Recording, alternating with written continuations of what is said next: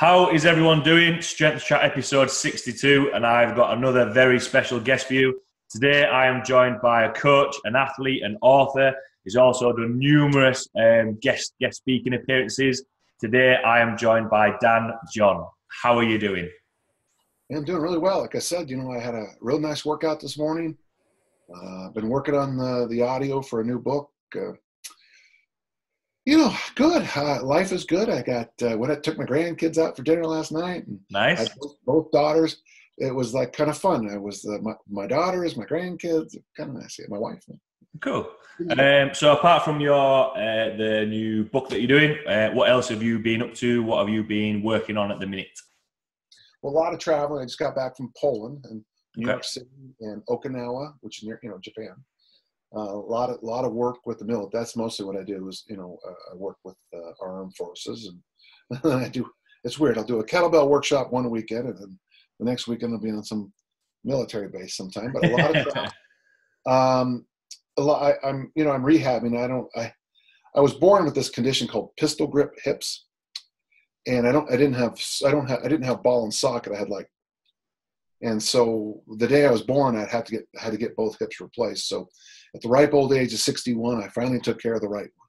I went back in my journal to figure out when I first started to notice it. And I've got mentions of this right hip clicking in 1979 during a sprint workout, and a mention of it in about 1975, 76 after a front squat workout. It's clicking. My hip was clicking. Well, it wasn't clicking; it was bone on bone. All right. So you wait 40 years to fix something like that, because I'm an idiot. How's the rehab going for that? Well, according to my doctor, I'm the poster boy for total hip replacement. Nice. I went for about a 200-meter walk 6 hours after. The nurse woke me up to check my vitals, and I was pissed at her because she woke me up. And I learned a good lesson. The way you deal with nurses, if they do wake you up at night, is you ask them for like 10 things. So I wanted to go for a walk, and I wanted some pudding, and I wanted to, so by the time she was done with me, she let me sleep the rest of the night. She just didn't want to try to get her rounds done in 10 minutes. I'm the guy who's, I want to go for a walk. I want to do some military presses. I want to do spot. So how long do they usually give for rehab for hips? Have they given you a timeline, or are you it can take up to a year to be. Okay. But with me, I was pretty close to normal about 6 weeks after. But okay. It's like it's a lot like trying to be a great athlete. That first 80% is pretty. Any jackass can get to the 80% mark. Figure out the world records of every sport and figure out what the 80% mark is. Usually it takes about concerted effort, probably about, I don't know, it used to be about 2 years. But to get that last, to go from being a pretty good gym guy to being a world record holder, that last little bit slows down quite a. So yeah. So obviously, you've released a number of books. And obviously being an athlete yourself and coaching, for anyone listening who might not know your background, you just want to give a little bit of a background to yourself and how you got into the position of what you're doing now. I couldn't tell you why people read my stuff is a miracle. I just tell you, I figure there must be some drug on the paper or something like that. No, I'm very athletic. I started lifting weights, and this is not a mistake. 1965 is when I first started lifting weights, and I liked it. I always liked the fact the word progressive is something I always love. I love anything that you can get better at, and weightlifting is just like one of those perfect progressive resistance exercise. And I just fell in love with it. And, played all the American sports, like American football. I actually played soccer football too. Okay. And then I also wrestled.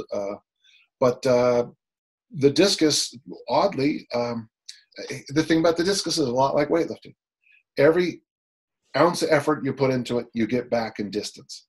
So for me, I like the fact that almost daily I would throw a foot or two farther. And I had people on my team defeating me but by the end of 2 weeks, I'd be ahead of him.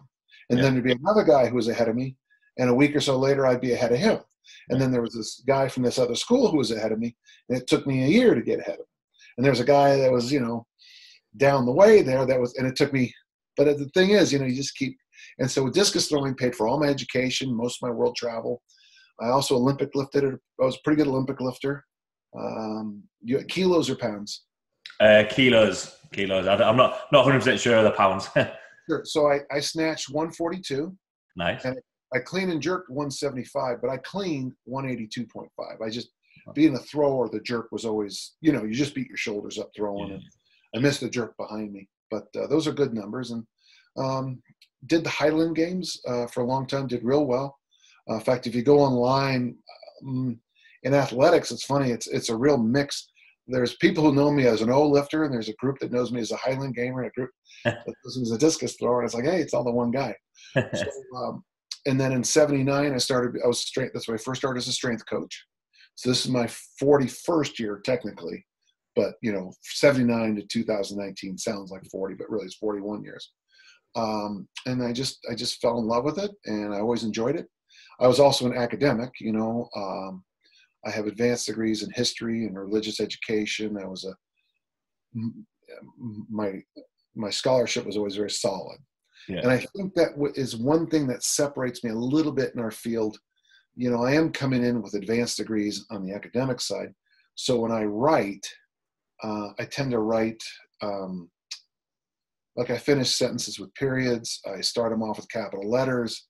Yeah. I actually try to make things flow.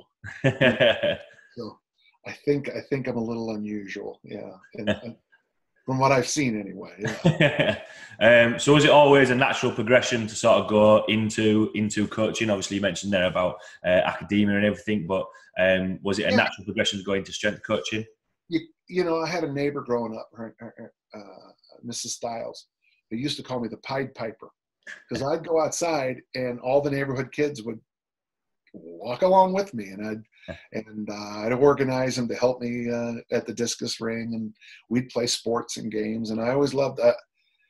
For me, see, this might sound corny, but I actually think that coaching and teaching is a gift, and I think if you have it, you have it.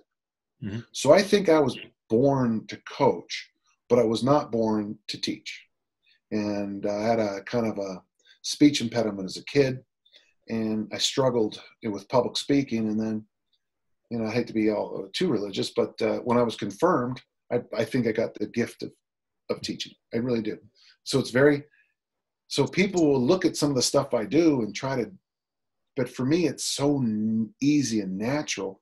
I mean, I can coach 1,000 people at once and be okay. Yeah. I'm not stressed by it. It's like, okay, I need to step back a little bit. So can you all hear me? I'm not doing too much of this, I'm just saying some of it's very easy for me. Yeah. And I think when I meet people who are unhappy in other areas of life, I sometimes think, maybe you weren't cut out to do this. Mm-hmm. I'll ask somebody, well, what did you want to do? Well, I wanted to work with wood. What do you do? Well, I'm an accountant. Oh, and you're miserable. Yeah. You want to make chairs and pieces of art, and you're instead going, and you're not happy, And I think if there is a secret to happiness, it's, I don't know. There's that famous mythologist, Joseph Campbell, follow your bliss, do those things that make you happy.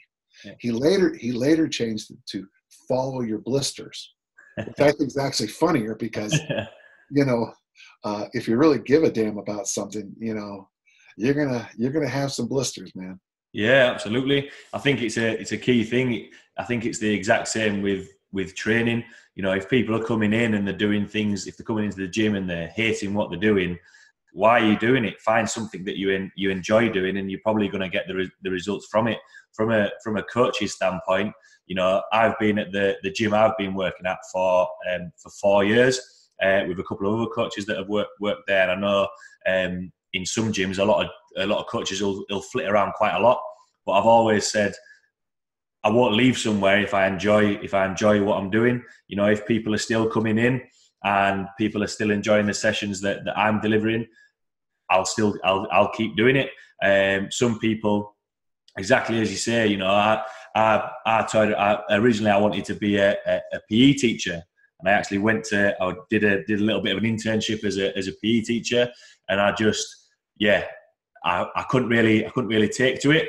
Went off and started doing a little bit of coaching with powerlifting and, you know, a little bit of rugby, and it came, or I like to think it came a little bit more natural. Being able to explain something, and as soon as, you know, someone who might be struggling with something, as soon as they understand it and get it, and that little light bulb switches off, I think that's awesome, especially when it comes to strength training, and exactly what you said about, you know, seeing progress on the bar, weights increasing, and they keep nudging over. It is good. So it's one of my 3 principles that I've learned so many times in my career is measurements. Mm-hmm. And I think the reason I'm pretty happy as a person is I'm a strength coach. So strength coach is easy. If the load went up, I'm right. I'm a track field coach, or I think you guys call it athletics. Yeah. If you throw farther, I'm right. And I write books, and if they sell more, I'm right. So really, if you have the right measurements, you're pretty happy. Yeah. And I think, and that's a life lesson. I got to tell you, it's a life lesson. You know, what's important. I mean, we have a phrase in America called keeping up with the Joneses. And, you know, I'm American, but I have these small cars, you know, which are completely paid for and get great gas miles. And occasionally someone will come to my gym and train with me and make fun of my vehicle.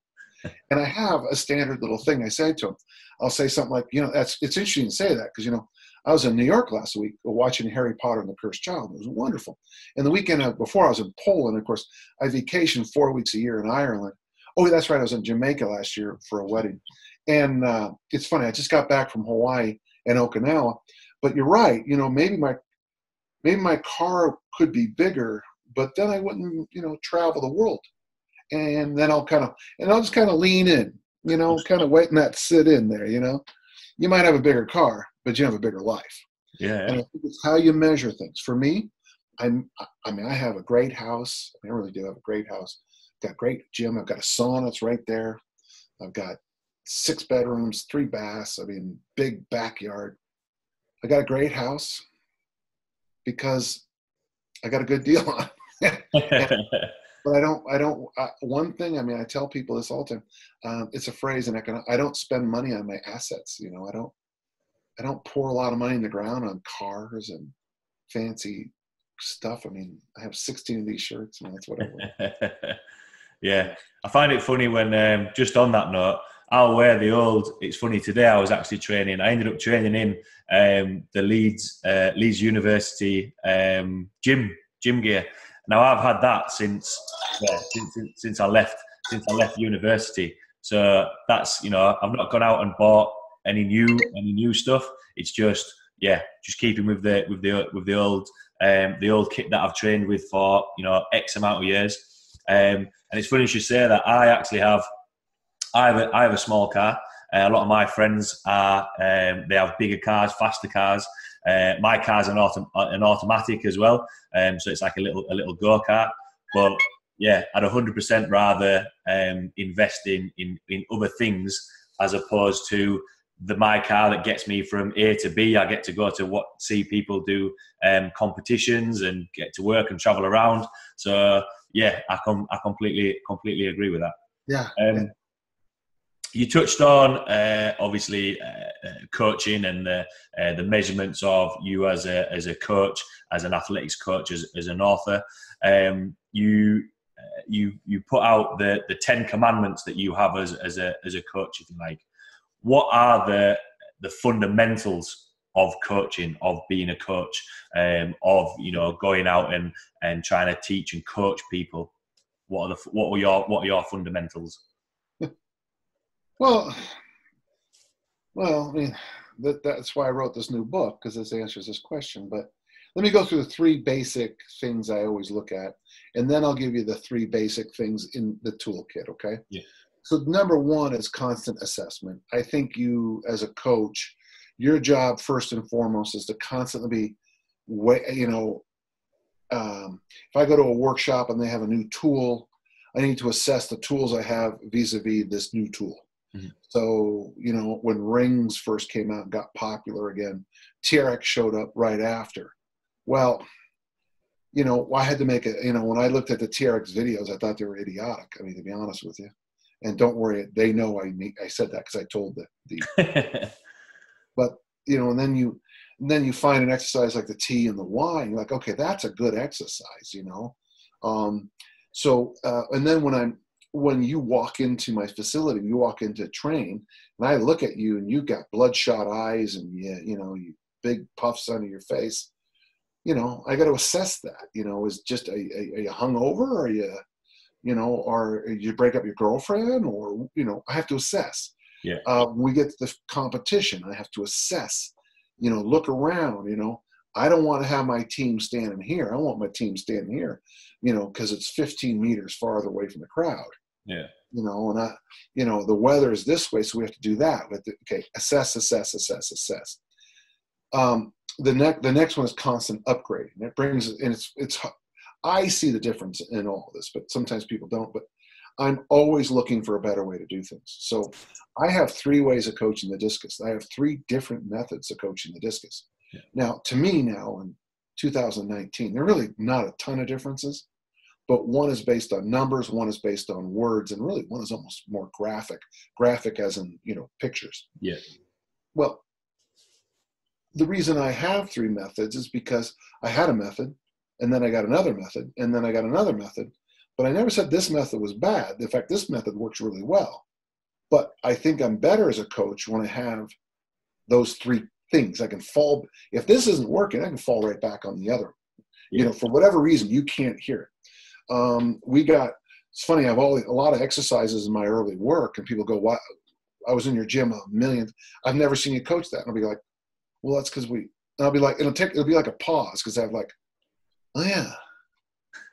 Oh, well, yeah, okay. So, what happened was we got, and then of course, I went to a workshop and I found an easier, better, faster way of teaching it. I'm always trying to find easy and faster, easier way to coach it, faster coaching. I like to have people, in some of the stuff, I mean, the whole coaching is 10 seconds. And really it involves pick it up and go for a walk. And it's that simple. I mean, I'm not going to, so you're constantly looking for the fastest, easiest, most efficient way to get things done. Yeah. And then, especially when you work in areas like work capacity, you don't want your athletes out there thinking. So, because you just want them to try all that mental power is to go a little farther, push through a little bit more. Mm-hmm. So if you have too many words, they're not going to be able to get the work capacity. And of course, when you're working on the other key side of things, which is explosive hinge stuff, we call it snap. Yeah. You can't think through a ballistic movement. So what I'm always striving for is less and less and less words, less and less and less. The fastest way we can get you, and then of course, and then the third one is the hardest one for most people, is I go out of my way to ignore perfect. I go out of my way to ignore it. I don't want to hear about a perfect diet or perfect training program, because that's all BS. No one, in fact, if I gave you a perfect diet, you'd change it tomorrow. You would do some bullshit thing, some stupid idea tonight, and ruin the whole thing. I'm not being a jerk. I'm just saying that's just the way of the world. That's the way we're, who's the most beautiful woman you think in the world? And don't say your wife or girlfriend. Go ahead, give me a name. It'd have to be Margot Robbie. I've watched Wolf of Wall Street too many times. Okay, good. Okay, I got no issue with that. Especially in that scene. Okay, if you got with her, I guarantee I'll tell you exactly what you'd be doing 2 weeks after. Yeah, how you doing? If you just really got the perfect woman. And so whenever people tell me, in fact, we use the phrase when it comes to individual sports, more is not better, more is more. Mm-hmm. And what happens is most people start thinking perfect and more are the same thing. And actually, you really would almost want to take perfect and go this way and more and go this way, because if you're trying to get an athlete to do this, doing more is probably going to slap that down. And when you start telling them perfect, it's going to slap down the mental side. More slaps down the physical, and perfect slaps down the mental. So those are the three big ones. Now on the physical side, well, I don't know. There's about 10 ways I can go with this. I'm going to keep to just three though for our podcast here. The first mistake I think most people do is they don't appreciate the concept of tension enough. And so when I work with people, and here's another thing. So a 2-minute plank is all you'll ever need, because after 2 minutes it's just a waste of time, right? Yeah. But a 15-second plank where, okay, I'm planking the push-up position plank, and but on this hand I've got a big rubber band on it, and while you're planking, I'm pulling that hand the whole time. It's in the air, and I'm pulling it. 15 seconds like that is brutal. But I tell you one thing, you will learn tension. Mm-hmm. So it's going to move us right into the next point. But if you have too much tension when you snap your fingers, you'll never make any noise. If it's too loose, you'll never make any noise. It's got to be the right amount. Yeah. So for me as a strength coach, I've got to teach you as much tension as you can deliver in the deadlift. Now it's funny because when I got a new dentist a while ago, and one of the first things he said was, "I can tell you lift a lot of weights." And I go, "How do you know that?" He just said, "Your teeth." I go, "What's wrong?" He goes, "You grind them down." And I go, "Not at night." He goes, "No, from lifting." And I went, "Shit, you're right." Yeah. The next thing I would say is teaching snap. Well, and the word I use it's called snapacity. It's when you take the word snap and the word work capacity and you put them in one. Yeah. So coaching snapacity would be the next one. That would be the explosive hinge work. You would see that with a standing long jump, the Olympic lifts, the kettlebell swing done correctly, the hip thrust. God bless the hip thrust, because the hip thrust really can teach that position. The rack deadlift would be so you'd kind of go mentally, rack deadlift, hip thrust, maybe slide up to a ballistic hinge. The kettlebell swing's a good example. Yeah. And then you'd slide up to the Olympic lifts, because you're combining hinge squat. And with that, slide that in half. The other side of that would be work capacity. And I teach work capacity with loaded carries, dragon sleds, heavy backpacks. Yeah. Rucking that's how I coach work capacity. Running hills. I like to have, the nice thing about running hills, loaded carries, farmer walks, pulling sleds, I've never ever had an athlete get injured. The learning takes, if you can't figure out how to sprint up a hill, maybe you're just too stupid to be around me. See the hill, run up it. So what technique should I use? Next, you're too stupid to work with me. But farmer walks, pick them up and go for a walk. Ooh, how far should I go? Well, when they're too heavy, put them down and then keep going. Yeah. But snapacity would be the second. And honestly, the third, and this is the big one, is the measurements. Getting back to the measurements, and that's the tough one. That's why I like measurements like the standing long jump, because I'm sure you guys call it the same thing there, yeah. Maybe standing broad jump or something. Yeah. But if your standing broad jump goes up, your standing long jump improves. Whatever we're doing is right. Yeah. Because you can't, if you're over there, there's no tricks in the standing long jump. And there's you've got so many. So if you improve by this many centimeters, I know that you're better. Yeah. With the vertical jump, I can't really see if you've improved, because that's just too, Yeah. But your feet hit the ground, I know. And then the other test I use, of course, is the farmer walk. I use the farmer walk your body weight, and we measure that, and 6 months later it goes up. Obviously, good things have happened. So those are big. As a track coach, it's very simple. You went faster, you jumped higher, you went farther, you threw farther. A swim coach would be the same. Your times came down, Olympic lifting coach, your lifts went up. Powerlifting, your lifts went up. Yeah. Other sports, not so easy. Yeah. And so your job as a strength coach for a rugby team is to figure out positive numbers. So what kind of rugby do you coach? So I coach rugby, or I have coached rugby union. So union, that's 15 guys per side, right? Yeah, yeah. And a traveling team of how big? So there's usually 23 in a squad, maybe two sort of reserves as well. Okay. So what I would say for like in American football, I tell people you're as strong as your 35th athlete. Yeah. So maybe in rugby, you might say you're as strong as your 23rd athlete, 22nd athlete. So don't tell me about your superstars. I want to look at your number 23, because if his numbers are good, if your 23rd strongest athlete is strong, you're strong. Yeah. You're always going to have those, outliers at the top, those freaks in nature. Yeah. I had a 15-year-old boy bench 175 kilos, and by the way, I got that right. Wow. I know my kilos. So I can brag about that, but really, I don't care. I want to know what my 62nd kid, how strong is my 62nd kid? Yeah. He benches 30 kilos. We're not very strong. Yeah. But if my 35th kid, if my number 35 can clean, and we're talking about teenagers right now, can clean 95 kilos, front squat 95 kilos, deadlift 150 kilos, my 35th kid, we're pretty strong. Yeah. One year I gave an American football coach 62 boys who could all clean 95 kilos, front squat 95 kilos. No. 62. You better win some damn games if you're that damn strong. Yeah. It's funny. I helped out with a team. It was their scholarship team. I think it was maybe 15, 16-year-old heading into the academies.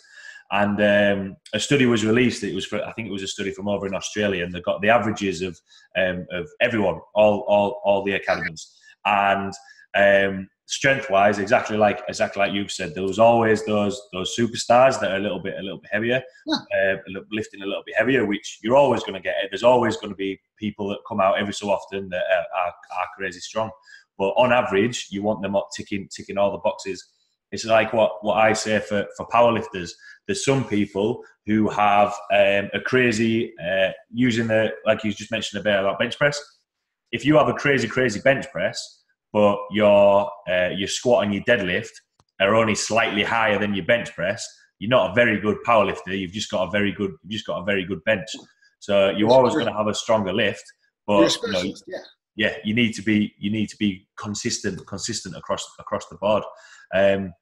What I like about everything that you've said there, and something that when you're mentioning about you're always trying to have a backup, not a backup plan, different options of how to coach something.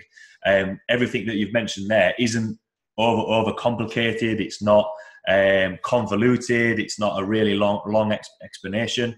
It's if I say this in a sentence and it gets you to where you want to be, I've done my job right.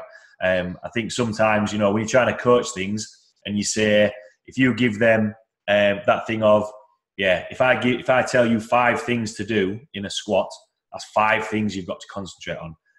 You might squat 65 kilos. Yeah, you're not gonna squat anything big. Yeah. Yeah.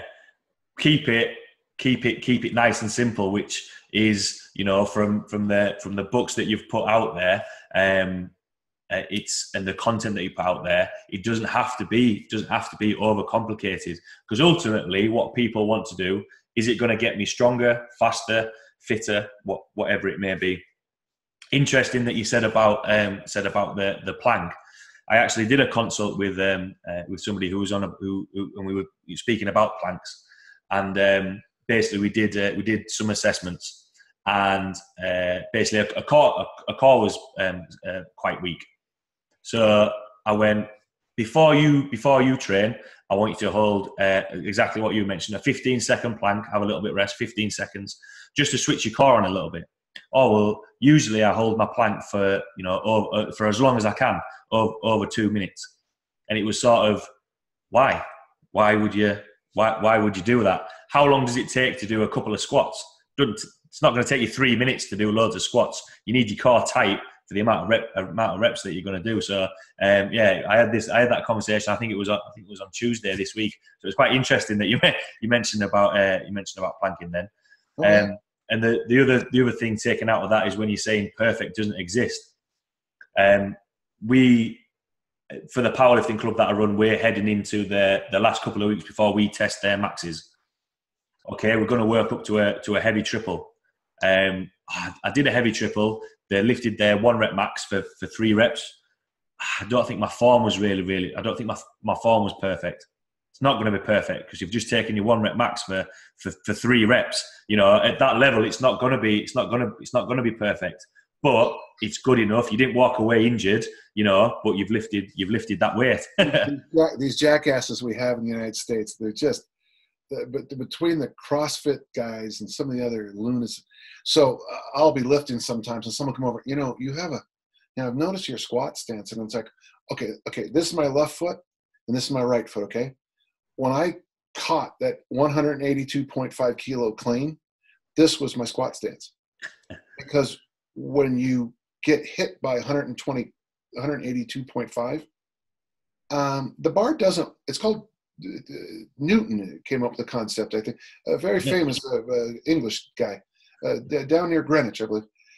You get hit by that shit and your body, and you stand up any damn way you can. Yeah. Because that's a lot. I'm going to brag about that lift until the day I die. It was perfect, not even close. It was one of the worst cleans I'd made that day, but it was also the heaviest one. Yeah.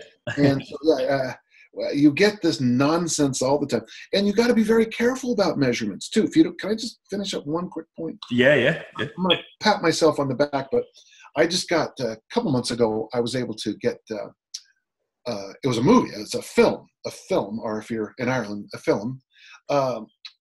It was big old thick son of a gun, you know, big. I mean, it looked like a discus. And since we don't have projectors anymore, so I had it turned into a DVD. Well, it's a game of American football I played on November 28th, 1974.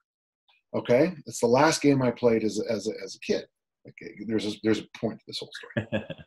So I was on this thing called the kickoff team, and the kickoff team is that we all line up and then we kick the ball. We're going to give the ball to you. And once the ball's kicked, we all sprint down, and it is the most dangerous play in football. People can die out there. It's dangerous. Well, on paper, on the kickoff team, I was one of the slowest athletes on the team. But in every one of the videos in this game, I'm always the first guy down. Because there's, on your mark, get set, go time for speed. And then there's speed when you're in shit coming down.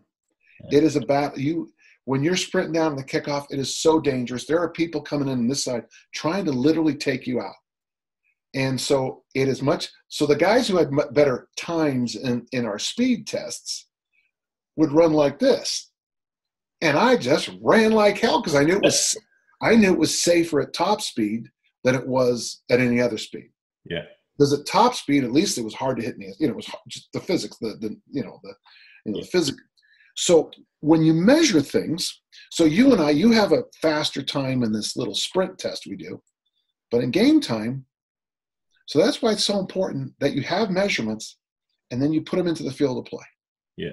And most measurements I've discovered in my life, especially in collision sports and collision occupations, most measurements have no value at all.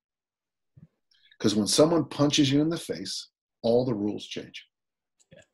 Yeah, it's true. When you're on about for sports, yes, you know, you can get people stronger, get people faster, but ultimately to get better at rugby, football, boxing, wherever it is, you've got to do that sport and what you're doing. Yeah, absolutely. There's some people. What's quite interesting is that I helped out with some rugby teams. And on the field, some guys are really, really strong. The physical guys. They can shrug off tackles, like strong in the tackle. But put them in the gym, make them do a squat, make them do a bench press or anything. They struggle with it. But raw strength on the field, they are a lot stronger. A good example was I lived in Australia for 6 months, and I came back and I did a little bit of a work as a tree surgeon. Now, I've been to the gym, play rugby, and there was a guy, and he looked really big. He basically did bodybuilding training, looked really, really good. Chopped down this tree, put it into blocks. We had to put all these logs on the back of the lorry, and me and my mate put it on the back of the lorry. This guy, loads of muscles, looks really good, but struggled a lot. So I can see what you're saying about that. You can train, but it might not be functional. I write that story about once a year. The phrase we use in American footballs, looks like Tarzan, plays like Jane. Yeah. And, we use it a lot. It's funny how the same exact stories show up everywhere. I'm good friends with Connacht Rugby. Okay. The province Connacht. Yeah. And I go, in the fall there, I spend some days with them. And Johnny O'Connor is their great strength coach, and you and he, you guys get saying the exact same things. The nice thing about Connacht Rugby, and I don't want to give away too many secrets here, but the buy-in that's happened in Irish rugby to strength and conditioning is very unique. And I know a lot of people do it, but the Irish rugby players they own strength and conditioning. It's very important to them. And, what you're seeing in a lot of sports is that once teams, it can't just be one guy, buy in to strength and conditioning, the whole sport morphs within a year or two. Yeah. It's interesting because rugby, just in my limited experience, you might remember about half a decade ago, the Ulster teams were coming out and they were huge. Yeah. Now you'll notice that they experimented with getting the biggest engine you could out there, mm-hmm. But you'll notice now everyone's kind of gotten, they're not weighing, instead of weighing 125 kilos a guy, they're sliding down to 115 or so. Yeah. Is that true? Is that the game's kind of shrunk just a little bit? Yeah, there was so I follow rugby quite stringently. And there was they did a load of, basically because the collisions were getting a lot more. There was a lot more injuries, and basically there was a point where if you were the biggest player from the academy, 9 times out of 10 you'd probably get a little bit of a shot, and then from there it's sort of it's changed a little bit, exactly like what you've said. They're still big guys, but they're a lot faster. They're a lot more. They are athletes. They're not just big. It's not just brute force that they went down. I know South Africa, they were always known for producing big forwards. Their team was just really big. But you look at how it's changed now, and they can't just physically dominate teams, because teams they're faster, they're fitter than them, and you can always, if you're carrying more weight and you're tired, you aren't gonna play for the full 80 minutes. It's interesting that you say about Ireland, because over the last so Joe Schmidt is the Ireland head coach. He must have put a lot more thought into the strength and conditioning and let them have a little bit more say, because you look at the Irish team now, the national team, and the provinces coming through. It's awesome. They are the top team. Okay, they've lost a couple of games in the Six Nations, but how's Six Nations going? So England lost to Wales the other weekend, but that happens all the time, right? Yeah, Wales seem to have our number sometimes. Yes, they do. Yeah. It is competitive. I know England play Italy this Saturday. But I have a little bit of a soft spot for Italy, because they are always underdogs, and they were leading Ireland at one point. But when you're saying there about the fitness, I think Ireland use that extra little bit that they've got in the tank to go. And Ireland also had a real big win against somebody recently. They had a big win. I know that. I know they beat New Zealand. They beat the world champions New Zealand, which was it was good here in the States too, in Chicago, right? Yeah, it was. It was. Yeah, I think they've had a couple of games over there, which has been good. I think with the group of athletes who maybe don't get into the NFL or do American football, I think if America ever take up rugby seriously, I think you'll be a force to be reckoned with. Our sevens team, I see the sevens as being a chance to be good. Yeah, we did last weekend. Our sevens won, I think, down in Las Vegas. But see, to me, I mean, I could be. You guys probably hate this, the purists, but because sevens is the Olympic sport, I can see sevens. Because I tell you one thing, there is nothing more fun than a sevens tournament. Because, you know, like I always joke, you go up and get a beer, and by the time you miss the whole game. So what happened? Samoa beat Fiji. Win! Well, you missed the whole thing. That happened 3 minutes ago. I know they have the Twickenham Sevens, and I've always wanted to go. And it's more of a festival atmosphere. When is that? So it's a sevens tournament. I think it is on the sevens sort of Grand Prix, and that's down in London at Twickenham. I teach at St. Mary's. I think it's across 2 days, and yeah, they'll play all the games there. So I teach at St. Mary's. Okay, yeah, I saw that, yeah. Yeah, so I mean, I know I go to the stadium all the time. By the way, if you haven't been to the Hall of Fame there, it's really worth your time just to see. There's a nice little tribute to all the rugby players who died in World War One, and then there's also they have the uniforms of some of the early players, and you just can look and go, my God, have things changed? But I love sevens, yeah. Yeah, I'm a bit. I have played a couple of sevens, but yeah, I think I'm a little bit too heavy and not as fast for sevens. Oh, yeah. And the thing is, here in the States, the colleges are adopting sevens. Okay. And so once the colleges adopt sevens, then here we go. But the nice thing, I mean, I'm not. Oh, we're getting way off the topic. I'm sorry. For anyone listening, if you're not interested in rugby, just pause it for a little bit. We'll come back on topic soon. So I'm trying to think where I was back on track then.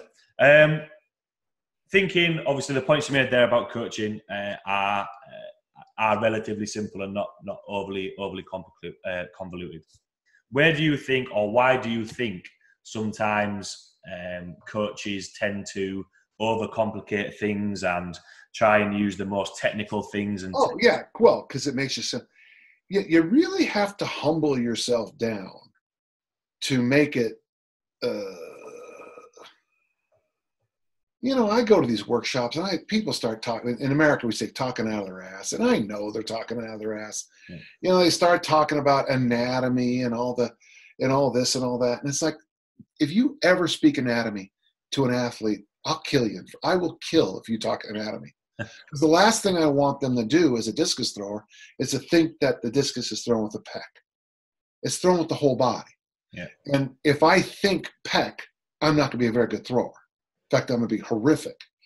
So I think what happens is that, I mean, listen, if you don't like the way I coach, I'm actually okay with it. I'm a professor at 2 schools, and I have bestsellers. And, I don't need, and by the way, all my coaching now is free. So if you don't like the way I coach, well, I don't care. I mean, I'm going to go take my dog back here for a walk. You want to meet my dog? Yeah. Be serious. Come here. Serious, come here. Hop up. Come on, up. Come on. It's okay. Okay, come here. Here you go. Yeah, hi. Sirius Black. His name is Sirius Black. If you know your Harry Potter. Yeah. So at night sometimes he transforms, but we can't. Not allowed to tell people that. For everyone listening on Spotify, you now have to go onto YouTube to see Dan's dog. There you go. But I mean, you have to. Now I get it. Like, I'll go to a place and I'll get criticized. Sometimes in evaluations, there's a German guy who famously, all my stuff is too simple. But my point is, really? My stuff's too simple? I noticed you didn't do the workout, you piece of shit. And he didn't do any of the exercises. He was over there critiquing. Well, if you're not going to do them, then everything's easy until you do it, man. Yeah. If you want easy, get out of this life, man. Yeah. Life, man, life is tough. Yeah. And it's just, and honest to God, it comes down to, it's just throwing the discus. It's just playing rugby. You teach a game. So why are we trying to act like it's, and I get it. I get why you guys put the GPS on there, and I understand all that stuff. But it comes down to the fact, I don't think GPS has ever won a game. Now, it gives you insights. But the insights it usually gives me, here's the sentence I want you to tell me, Steve. I want you to say, Dan, the research came in, you're right. Tell me that. And the research came in, you're right. Yeah, I know. You know how come I know? Because my guys threw farther. Yeah. And you didn't need to study it. We just won. We are the world champions. Oh, so what did you do? Well, these are all things. Well, that's not very complex. And then as a coach, you get worried, I better start making it more complex. And then the next year, you're back in the bottom of the ladder, right? You guys say ladder. You're back at the bottom of the ladder. Now, you sound like you know more. Yeah. Boy, you sure sound a lot better, but you suck as a team or as an athlete. So you just have to be, here's another thing. This helped me a ton, is I like putting limits on things, like a 1-hour workout. Yeah. I'm going to work with you as an athlete 5 days a week for 1 hour. In that hour, we're going to lift weights and throw the discus. There's your constraint. Now, okay, actually, I even break it down even more, if you don't mind, but I call it the prisoner's dilemma. Okay. And, okay, for whatever reason, Steve, I don't know what it is, but they put you in prison. All you can do is 3 15-minute sessions a week for your sport. Now, this is good for you. As a rugby coach, what are you going to work on? To try and work on tactics, work on the main things that you need to work on. There's no point sort of looking at I don't know, completely throwing me off now. No, but everyone listening, I want for whatever your major. For example, if you ask me on the discus, I realize that I've got to do full turns. So I'm not going to throw the discus. I'm going to find a weighted ball that's got a handle on it, and I'm going to do full turns into a wall so it keeps falling to the ground. After about maybe a minute or two, just very tiring, I might do a set of overhead squats because I think the overhead squat is going to do the most. Another 20 full turn throws, maybe overhead squats again. Another 20, maybe, I don't know, clean and press or something like that. Nothing too fancy. Maybe some snatches. So anytime you come watch me train the throws, if I'm not doing squats and Olympic lifts and throwing full turn, you come over and you slap me in the face. And you say, what about this 15-minute prisoner's dilemma thing? Because if I only have 45 minutes a week, you got to do what is the most important. So for me, I used to coach at this very academic high school. And I told the kids, I'll get you out of here every day in an hour. And I got to tell you, after a while, they'd stay around and do stuff on their own, which is what I wanted. I wanted them to go, do you mind staying and work on this a little bit more? Jeepers, okay, I'll let you do that. Okay, I wasn't going, okay, I'll let you work harder. Yeah. But so I like to put parameters on things. And if I'm spending the whole, you're my discus thrower, and after every throw I go, Stephen, as you begin your throw, I noticed, well, now I sound really smart. You're not getting better. I'm going to let you take 50 to 100 throws into that wall. And then I'm going to say, after watching 50, I'm going to try to find the one big, the cliche, the one big rock that's holding you back. I'm going to find a drill to fix that one big problem. We're going to fix that one big problem, and you're going to throw another 500 times. And if I see that big problem is gone, all of a sudden everything else cleans up too. But I can't see it in one throw. I can't see it in 100 throws sometimes. Yeah. In fact, you'll notice when I coach, people know I'm famous. My daughters make fun of me because I coach like this sometimes because I'm trying to literally block out the thing. So if I'll do this, so I only see half your body. Yeah. And if I see your whole body come around your hand, I know you're getting over your left leg and you're coming across. But if I stand there like this, I can't see it as well. So people make fun of me because I coach sometimes with these visual aids, Yeah. It's just my damn hand. Yeah. But you've got to get the reps in. Reps are primary. I'm going to out rep you. If we coach against each other, I'm going to out rep you. In rugby, we're going to practice. We're going to practice tackling. We're going to practice ball handling. We're going to do it more than you do. Yeah. We're going to do more reps than you. Now, you might have superior strategy and tactics, but in the fundamentals of the game, the 3 points you want to work on from the prisoner's dilemma, I'm going to beat those to death. Yeah. Whatever those are. Yeah. I'm going to beat them to death. It's a good point. What's funny is that, we'll have people come in and they'll train in the gym, and I'll use all the fundamental movements that the human body's going to do: a push, a pull, a squat, whatever. And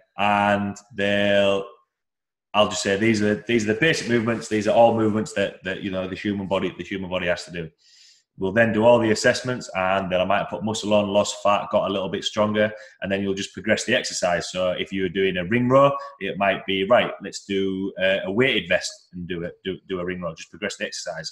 Oh, well, how come I'm now just doing a ring row, but now I'm just wearing a weighted vest? Well, it's been worked so far because you've lost fat, you've gained muscle, and you've got a little bit stronger. You can go down the route of, we're going to try this, and we're going to do cluster sets, and then we're going to do tempo stuff. We're going to do this, we're going to do that. Ultimately, which I try and put into how I coach, whether it be powerlifting or just general strength training, whatever it may be. Doing the fundamentals, like you've said, sort of threw me off when you mentioned about the prisoner's dilemma 15 minutes. But we try and get everything done in an hour. When people sit down and talk to me about their programs, right? How long do you train? I train every day, and I train every day for 2 hours a day. Why? Why do you need to train seven days a week? I couldn't think of that many things to do. We for the group training that we do, they train 3 times a week. It's 3 hours a week. And we'll try and put the biggest movements in there to get what they want to get, what results they want to do, whatever direction they want to go in. So yeah, 100% agree with the fundamentals that you've mentioned there as a coach. There's an American coach who does a really interesting thing. He powerlift coaching. I won't mention his name, but say Monday is squat day, Wednesday is bench day, and Friday is deadlift day. We'll just say that. Well, when you walk in on Monday, the bar is 20 kilos. If you think you need to take 20 kilos, you take it, because then it goes up to 25. Then it goes up to 30, 35, 40, 40, and it just keeps going up. And there might be 8, 9 lifters at the one rack. And you take, and the weight just keeps going up the entire workout. And when everyone's done all the appropriate sets and reps, everyone's done for the day. If you have, ab work, whatever you need, if you have your specific stuff you need to do, you do it. But that's it. They have one rack, one bar, and the bar just keeps going up. If you want to take 20, 25, 30, 35, 40, 45, 50, 55, 60, 65, 70, 79, all the way up to 300 kilos, well, God bless you. You're going to get some work in that day. Yeah. I looked at that at first and went, that's the dumb. And then it hit me, wow, that's the smartest thing I've ever heard in my life. Because Monday's squat day, Wednesday's bench day, Friday's deadlift. If you need to wrap your knees and you're going to start with 100 kilos and the bar's at 90 and you haven't started wrapping your knees, that's your fault, not my fault. Yeah. If you were supposed to do 90 and we're up to 95, you missed it, that's your fault, not my fault. Yeah. You got to take 95 now. Well, I was supposed to take 90. We don't take weight off the bar. Yeah. I looked at that and it's like, my head hurt for a minute because it was so simple. Yeah. And when I was at Dick Knottmeyer's gym as a kid, that guy who changed my life, we snatched and clean and jerked on Monday, Wednesday, and Friday, and the bar was on the ground. And if you felt like we would start at, I'll do it. It was pounds, but I'll do kilos for you. We started with 20, we jumped to 30, we jumped to 40, we jumped to 50, we jumped to 60. If Pete Hoffman needed to use 20, 30, 40, 50, he did. I would go 40, 60, 80, because, you know, it was, you know, a lot bigger engine. And the bar just kept going up. We were done. Boom, next lift. Yeah. What's interesting when I'm mentioning about programs there, the programming of just progressing the next exercise, I'll write the majority of the strength and the muscle building programs at the gym, and they don't change that much. I might throw in a different exercise just to keep people interested. But if it works, it works. If it's not broken, don't fix it. You know, there's no reason why to keep changing everything. Because going back to your statement of measurements, how do you know if you're getting better if you change everything all the time? How do you ever know? So this year our measurements are going to be this, and this, and next year we're going to change it. So I've been using a standing long jump on the farmer walk for a long time now, probably 2001, and you know, you can do a lot of charting with that, a lot of charting. You know, you got fat and your standing long jump went down. So maybe you need to instead of doing this fancy power program, why you lose a few around the belly? You know, only drink one keg of beer a night. You know? Just on the topic of measurements and assessing, obviously, you know, you need to be doing that to see. We've mentioned all the way through this. You need to be measuring, you need to be assessing to see how people are progressing. You've also mentioned about, obviously, you use the broad jump. Is there any other assessments that you use, not just to see how if performance is getting better, but also for potentially exercise selection or anything? Well, okay. Now, exercise selection, I'm going to have to roll here pretty soon. But on exercise selection, well, that's you got to take the step back. What equipment do you have? Yeah. You know, and when you show me your equipment, then we'll just first I got to see what you have. Yeah. Then we'll talk about exercise selection. It's what you have, what you know. So for me, you know, I mean, it's great. You know, if I had a massive facility with millions of dollars, millions of pounds invested, I had a full training staff. We had the best equipment in the world. Year-round air conditioning was always it was always an appropriate temperature. We had cryotherapy, we have saunas, we have massages, we have every piece of equipment that I think you need. Well, the training's gonna be a little different. But if you got a rat's hole that you train in, well, and the bar doesn't rotate, well, things change a little bit. Yeah. So I always start with what equipment you have. And then we slide off, what do you know? If you look at my movement matrices and stuff, people always wonder. One thing I wanted to mention is, you know, not only do I believe in planks, but I also believe what I call moving planks. That's the goblet squat, the overhead squat, and the farmer walk. Those are planks where you're moving.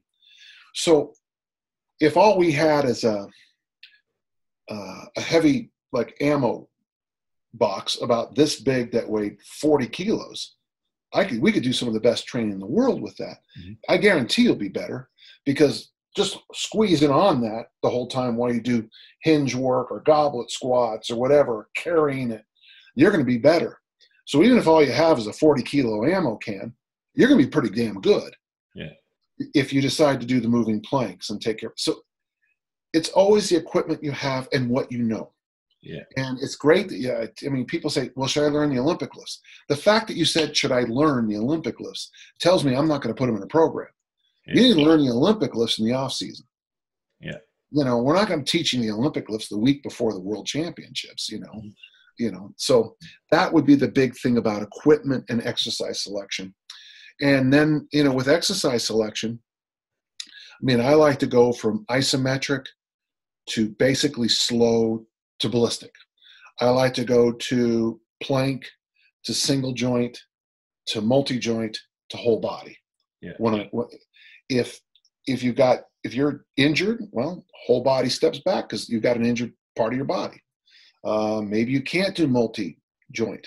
Maybe you're back to single joint. Maybe you're back to planking. By the way, I think you should start every year with a week or two of planking. You know, goblet squats, farmer walks, overhead squats, and basic plank movements. There should be basic strength training. It's funny, I tell people you should do basic strength training, what I call easy strength, about 8 weeks a year, and they'll freak out. It's like, when are you going to get strong? Yeah. Because all they want to do is, yeah. Yeah. On that topic, which sort of was one of the main things I wanted to chat about on this, is when you say about easy strength there and the basic movements that you're doing, what are your thoughts on using, because there's some things that come out is that for corrective exercise to fix this, fix that. What are your thoughts on using strength training as corrective exercise to get them stronger, to do those basic movements? Being freakishly strong corrects a lot of problems. Being really fast fixes a lot of problems. If you get a lot of fast athletes, a lot of your problems get fixed magically. Well, so I'm not. We certainly have the corrective exercises in the system. I mean, the hip flexor stretch, the bird dog family. I mean, I don't know if those are correctives, but that's what we call them. But we use Tim Anderson's original strength stuff. So when we're doing an exercise like a push, we always mix the prone neck nods with them, because with the push, we're trying to make sure this area right here stays nice and movable. I don't want to say mobile, but movable. You want to be here. So, and then the other thing I'm starting to do now, which is a little different. So, to get ready for I'm about to do a military press with something like 160 kilos, just for a couple reps. That was a joke. So I would do an easy set of neck nods. I would do a wader walk with just maybe 20 kilos, and then come back with 20 kilos to make sure that I've got the X racked down, and then shake that off and do my militaries. Put the weight down and maybe get back on the ground and do like a bird dog or something like that. So the bird dog would be the thing that it's a rest, but it also is challenging my rotary stability, and it's making sure I still keep that X so that I'm not, getting all twisted. With poles, we do, we do more like a neck rotation this way. With poles, we would probably do a rack carry, where you hold the weight here and then coming back, hold the weight here, to make sure that the rhomboids are, what you said about core, they're awake and ready to go. Then the pull, and then the exercise we do after that is called elbow rolls. It's just a real simple roll. It's just a real simple roll like that. I'll give you the loaded carry one. I won't give you everything. But with loaded carries, we do bear crawls, which suck. Do you know what bear is called, bear crawls? Bear crawls, yeah, we use them.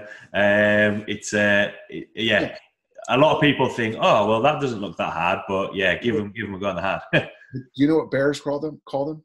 No. Crawls. So we do bear crawls. It's been a long day. And then I call them dog walks, but it's one-handed sled walks. So I'm pushing like this. So it's in my right hand back there. I'm pulling it like this. But if I start to go like that, so my chest is forward, and then I just come back. It doesn't have to be a huge amount of weight. 10 kilos is plenty. And it's sliding on the ground. Then I do my farmer walk. And then to rest, I do this thing called cross crawls. Right hand touches my left knee, left hand touches my right knee.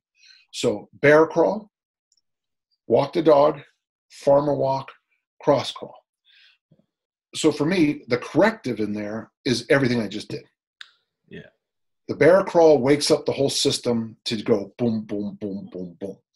Walking the dog makes sure that my chin, my sternum, and my zipper are aligned under load, under stress. Yeah. And then I stress the shit out of things with the load.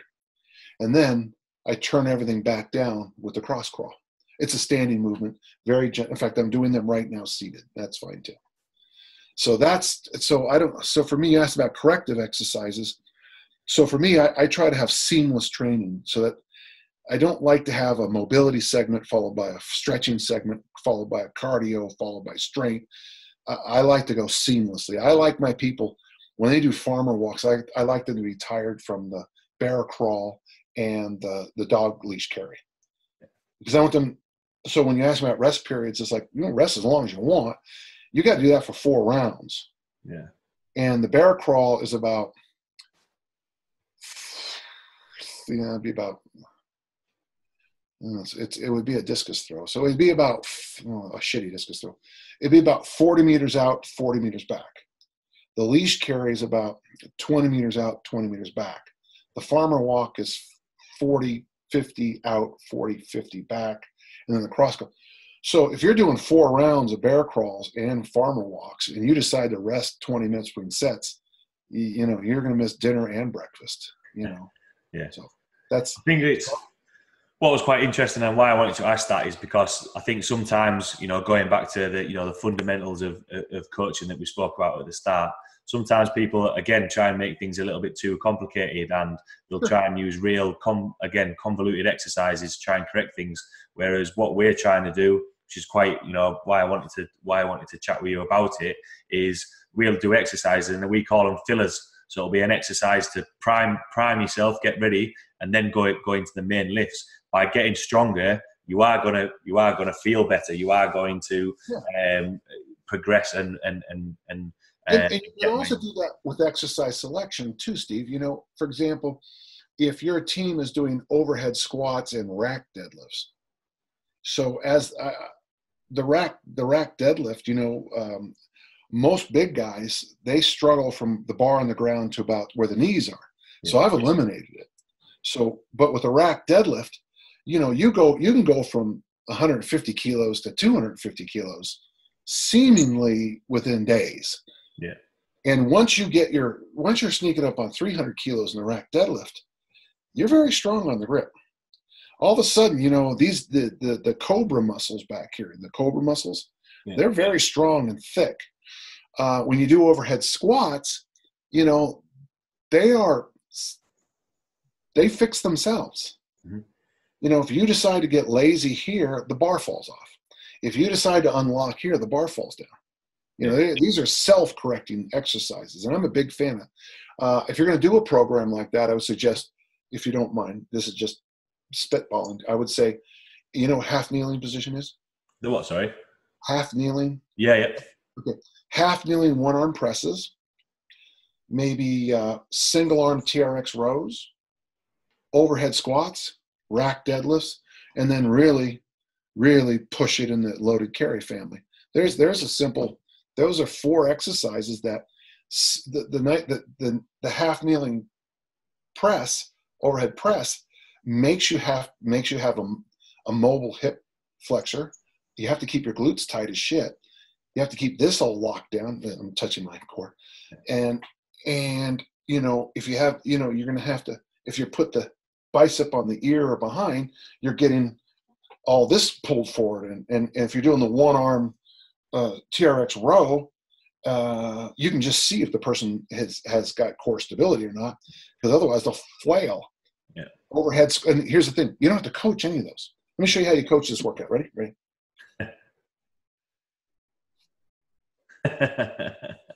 Because all those exercises are self-correcting. Yeah. What's interesting is that we actually use half kneeling overhead press quite a lot. Yeah. And the main thing is that most of the people that come in need their core strengthening up a little bit. Okay, we're gonna put these into your program. Exactly what you said. You need to have that core stability. We'll then go do an assessment, see how they've improved. Your core's improved. And what you're saying there about, when you're on about the research, did that work? Well, I knew it was going to work because it works. Is because I'm Dan John. Okay, just practice that. Just listen, I'm Dan John. I talked to him on Zoom. I make those jokes all the time, but the truth is, this is what my coaches were like too. They would go like this. Oh, they're going to give us research that says lifting weights makes you stronger. And be like, stretching makes you more flexible. Yeah. Eating makes you get rid of hunger. Yeah. If you're tired, sleep. You get thirsty. I don't know. Drink water. That's how most of my coaches looked at a lot of this stuff. It was like, so I come from, now, most of my early coaches all were World War II veterans. In fact, if we had more time, I'll tell you, my family bled hard in World War II. And, when you have guys who've been seeing their best friends blown up and got malaria and dysentery at the same time and still had to fight. It's real hard to, coach, I don't know if I can train today. The trainer said that I have, yeah, right. Let me tell you about the time I was shitting down both pants while the Japanese were sniping me, and my best friend got killed, and I had to run into a machine gun nest and kill the guys. So tell me about your shoulder again. Yeah. I'm good, coach. I'm good. My brother, my brother was in the army. He's left now because he's had a family and stuff like that. Yeah. And one of the things that my brother's 8 years older than me. And obviously, I've grown up with my brothers in the army, and he's been off to Afghan and blah blah blah. And the whole mentality is, look, you either do it or you don't. Like, it's completely up to you. You can either sit there and if using the war example, be bombed on and whatever else, or you can get up and you can go and do it. When people complain about, I ate 3 pizzas and drank 10 beers and I've not lost any fat. Well, you chose to do that. You either do it or you don't. And I think sometimes people find that style of coaching a little bit too harsh. I'm all for, yes, you sometimes need to help people through if they have got problems. Absolutely. But yeah, ultimately it comes down to, I think, you either do it or you don't. So obviously we covered quite a lot of topics from there: coaching, assessment. I do have to get going. Sorry. Just before you shoot off, what would be your take-home points or words of wisdom just to finish off? Well, I've got this really fancy 3-point formula for success, and it's going to take a couple hours to go through it. Okay. 1, show up. Okay. 2, don't quit. 3, ask questions. Those I have held on to those. The first time I wrote them in an article is about 1996. So I've been holding on to that for I don't know how long, 23 years I've been saying the same damn thing. And I've been told by every coach I ever had to show up. And every coach I have had ask questions, and every coach I ever had really emphasized, asking questions. And so there's nothing new under the sun, but folks, if you want to be great, you got to show up every day. On the back of my computer here, I have what I call my pirate map. And it is the 5 or 6 things I do every day. I 2 hours before I go to bed, I make sure I take my supplements. I take the different things I need. I start calming down. I wake up and I'm grateful. The first thing every day, I'm grateful. I do a 1-minute meditation, sometimes an 18-minute meditation. I strive to eat. I used to try to eat 8 different vegetables a day. Now I'm trying to eat 14. And then 3 days a week, I do a general strength training program that everyone would recognize. 1 day a week, I do a tonic workout. That's Thursday, where we just do original strength and mobility work.